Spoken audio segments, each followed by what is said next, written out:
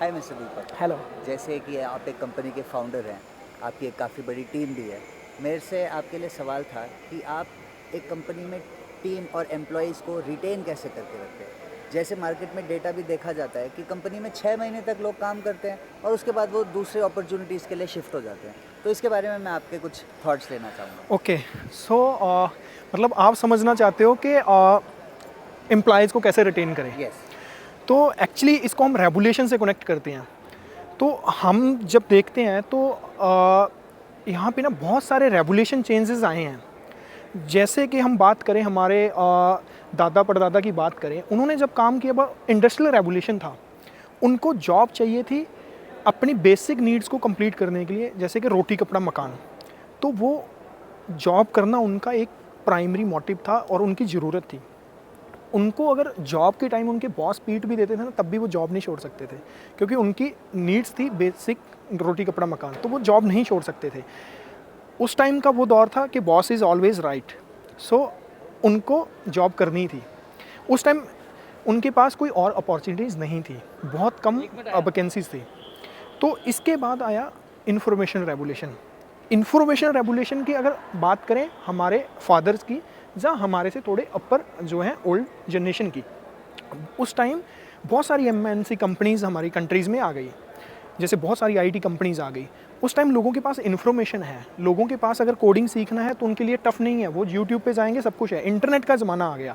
तो उनके लिए उस टाइम पे इन्फॉर्मेशन है और वो एक जगह जॉब करेंगे, अगर वो नहीं अच्छा लगेगा, सैलरी नहीं अच्छी होगी तो दूसरी जगह शिफ्ट कर जाएंगे।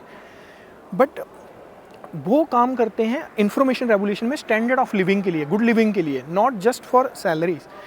अब क्या है, इसके बाद आ रहा है सोशल एंड डिजिटल रेवोल्यूशन। यहाँ पे लोग सिर्फ सैलरी के लिए नहीं, सिर्फ इंफॉर्मेशन के लिए नहीं, सिर्फ स्टैंडर्ड ऑफ लिविंग के लिए नहीं, अपनी सोशल प्रेजेंस बनाने के लिए काम कर रहे हैं, अपने रिकॉग्निशन काम के लिए काम कर रहे हैं, पब्लिक में उनकी अपीयरेंस हो, पब्लिक में उनका नाम हो, इसीलिए काम कर रहे हैं।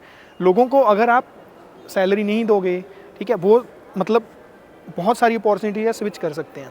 बट यहाँ पे अगर साथ साथ में रिकॉग्निशन देंगे तभी आप एम्प्लॉयज़ को रिटेन कर सकते हैं। उनका नाम होना चाहिए, उनको आप डिसीजन मेकिंग में बनाओ कि आप इस चीज़ को लीड करो, आप अपने जो आपके ड्रीम्स उनको कंप्लीट करो, तभी हम इन चीज़ों को रिटेन कर सकते हैं। तो ये हमारे 3 रेगुलेशन हैं जो अब तक चेंज हुए हैं। बस इसके बाद जो 4th रेगुलेशन है वो बहुत ही जो एक कह सकते हैं अमेजिंग रेगुलेशन आ रहा है, वो एंटरप्रेन्योरशिप रेगुलेशन है। जो जिनके पास बहुत सारी स्किल्स हैं, जिनके पास बहुत सारी पावर है और वो उनके पास बहुत इनोवेटिव आइडियाज़ है।